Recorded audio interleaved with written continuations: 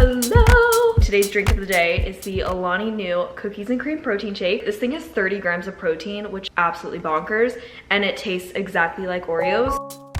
I don't know where I live. I go, yes you do. So I was Okay, ready? Listen to this. Oh, maybe I shouldn't do this on a white couch. So you probably clicked on this video for one of two reasons. One, maybe you're a freshman and you want to figure out how to navigate campus life, how to survive freshman year. Totally get it, I've been there.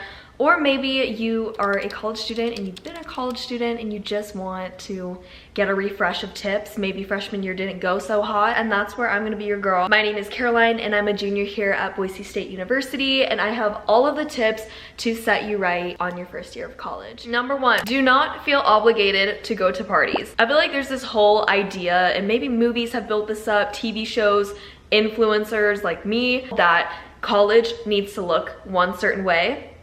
It doesn't. College looks completely different for everybody. Whether or not you want to join a sorority or a fraternity, that does not dictate whether or not you are doing college the right way or the wrong way. It's just your path. This could also be the same for getting a fake ID before you're 21.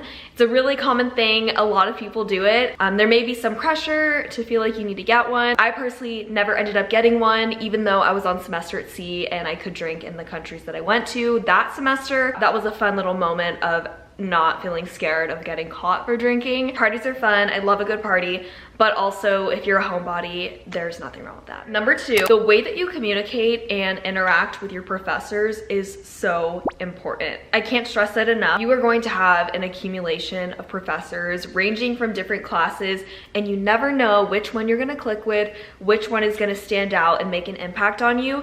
And so it's always important that if you feel like you're struggling and you can't attend class for personal reasons, communicate with them, help them understand where you're coming from, because they will work with you. And also, there could be the one teacher that makes such a big impact on you that they could write you letter of recommendation and even just remember who you are, so that maybe one day when you graduate, they can help you network and find a job out of college. Shout out Mr. Ritz in Business 101. He was my freshman year, first semester Business 101 teacher, made such an impact on me, really helped reassure me that sticking with entrepreneurship and marketing and continuing in the business route was the right path for me. Approach your classes and approach communication with your professors in the right way. Number three, rate my professor. I want you right now, I want you to go onto your laptop and bookmark this tab. RateMyProfessor.com changed my life when it came to choosing my professors. I'm sure all the professors hate it. I mean, listen, if I was teaching at a university, I probably would too, because you're literally getting a rating and you can read reviews as if you're like a business on Yelp. This is how I always use Rate My Professor. So I'm registering for my classes. You obviously type in whatever class you're taking. There's a whole list of options, different professors, different times, because you get to build your own schedule when you're in college. And what I like to do is I plug in all of those professors into Rate My Professor. They usually get a score, and the score is dictated from their previous students on a scale of 1 to 5. Within that score, you can also see for each star rating a description of what people said about them. This video is not even sponsored by anybody, but that website alone has single-handedly made all of my professors the right decisions and the right choices for me. Every student is going to have a different learning style and a different learning technique. And so I think to view this website in a positive light, it helps you tailor the professor and the way that they teach in accordance with how you learn best. Microsoft OneNote. Actually, the whole Microsoft 365 thing in general, I would just say bite the bullet. If you have other siblings or a big family, I would definitely recommend getting the Microsoft 365 family plan. My family's on it and there's 6 terabytes for all of us. Basically, in a nutshell, I wish I knew this little hack on Microsoft OneNote when I was a freshman in college, and I actually just told my sister about it whenever I visited her in DC. While your laptop is open during the lecture and your professor's talking, you can record the whole thing and it'll literally transcribe it and write it out for you. So not only will it save the actual recording, but it will write everything out that your professor said. So if you zoned off in class like me and you're very forgetful, you will not have to worry at all because it will be right there. Also, I'm pretty sure there's a feature where, let's say 3 weeks after learning a lecture, I'm like, oh my gosh, wait, I need to go back to that one lecture that the teacher did. She was saying something about tectonic plates. So what you can do is Command F, write out what you want to go back to, like the keyword, and when it pulls up that point in the lecture and the written word, and you highlight it, it can actually pull the recording from the lecture class, like the verbal recording, retract the last 30 seconds of it, allowing you to get more context before she hits on the subject that you want.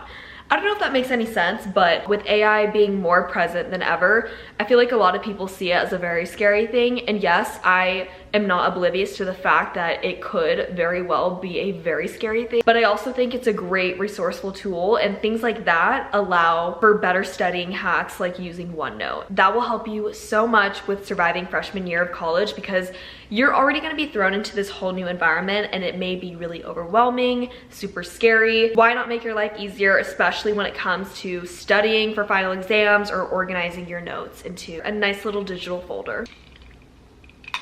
Okay, use a planner. Can't stress that one enough. My favorite one, I've talked about it probably since I was in 8th grade. Erin Condren academic planner. I always use the leather vegan one just because I really like the texture of it. It's clean, minimalistic. There's not any crazy designs on it. You don't have to use that specific one. I know some people really thrive off of Google Calendar, or maybe even like the one on your phone, Apple Calendar. I personally love writing things down and checking things off physically so that it just cure something in my brain, like scratches the surface. So I'm a huge advocate of getting paper planners, writing your schedule out, writing the due dates for things after you get your syllabus.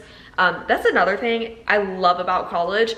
Every time that you start a new class, you get a syllabus and it tells you all of your assignments and the dates that it's due. You can easily put that in your calendar immediately so that you're always going to be aware of when assignments are coming up. You can color code it for each class. It's just, that's a little technique and hack that I like to do. Get a part-time job. The reason why I would highly encourage this is because when you're a freshman, it is critical to put yourself out there. And I know it can be so scary, especially in class settings where, you know, the teacher's always talking and there's never really a moment where you feel like you can talk to somebody. If they're not learning, then they just want to get their backpack and head out the door. So I get it. It can be really scary. Also, approaching people in 2024, you just never know how somebody's going to react. So if you get a part-time job, I can almost guarantee you that you are going to meet somebody, maybe your age, maybe older, who knows, but you'll probably make a friend that way. The great thing about work friends is they could be separate from your school life, from your Greek sorority life, from your sports team life, plus you're making money. And in this economy, I'm gonna tie in this other thing since we're talking about money. Budget wisely. College is so expensive and it all adds up quickly. Parking, I think I literally just renewed my parking pass, $450. Yeah, I know, crazy. Textbooks, those add up. Your actual tuition in classes adds up. Eating, we're gonna talk about how expensive food is nowadays. Really expensive, but low-key would recommend going to the food pantry because they have, most of the time, they have really good stuff and it's all free. And then if you wanna have any social life whatsoever, maybe go out, get drinks, go shopping with friends, get coffee, it's going to be expensive. So budget wisely. You're a college student, so you're gonna be treated like an adult and you should make adult decisions wisely. This next one truly single-handedly got me through freshman year. If you didn't know, I left Texas, moved here by myself to Idaho, which is like literally so far from the South. And I did not have my mom, dad, sister. I didn't have anybody. Luckily, I did have my godparents. If y'all are watching this, love you guys so much. But I didn't have anybody my age that I knew, and that was a very scary thing. Some days you are going to feel homesick, so it's very important that you constantly stay connected and reach out to not only your family back at home, as you should, but your friends from high school and just, you know, the people that feel like home, even if you're very far away from home. Stay connected. It's going to do so much for your mental health, and you can never tell your family I love you too much. And last but not least, Go to your school events and take advantage of the fact that they pay speakers and very, very successful CEOs and companies to come speak at universities. This happens at every single university. LinkedIn workshops, resume workshops, a group of panelists that are very important and can help answer questions. Take advantage of it all. I think my freshman year, I heard 3 speakers, went to those events, learned so much. First one was about an economist. Fun fact, that was actually my original major. I'm really glad I switched my major, but it was really interesting. I learned a lot about inflation at the time. I also heard the founder, John Jackson, of the famous Jackson gas station. You just never know who you're gonna meet, and if you're a student, most of the time you do not have to pay for these things at all. If anything, teachers usually encourage students and give them extra credit if they go. That's how desperate they want these kids to go. Just go to them. It's not gonna hurt you at all. It's probably gonna take 2 hours out of your evening, but it's gonna be so worth it because knowledge is power. Also, career fairs. I'm pretty sure that Boise State has a career fair coming up soon. I will be going to that. And even though it may seem like it's too early, if you're a freshman, to go to the career fairs and put down a resume at the little booths of these companies, just to get an understanding and see juniors, seniors in college who are actually interacting with people at the booths, it can never hurt you. Plus, my freshman year that I went, I got free headshots. They were doing headshots for LinkedIn profiles, and I didn't have to pay anything, but I just dressed up in fancy attire, got my picture taken, and now it's my LinkedIn profile. Happy college and back to school season, because I hate admitting it, but I have school in less than a month. But I've been doing summer school this whole entire summer, so school never ended for me. Interact with me in the comments. Let me know what you guys thought of today's video. Maybe share it to somebody who either graduated from high school in May and is starting their freshman year of college. I hope that these tips help just a little bit and that they make your life just a little bit easier as you're navigating campus life and freshman year.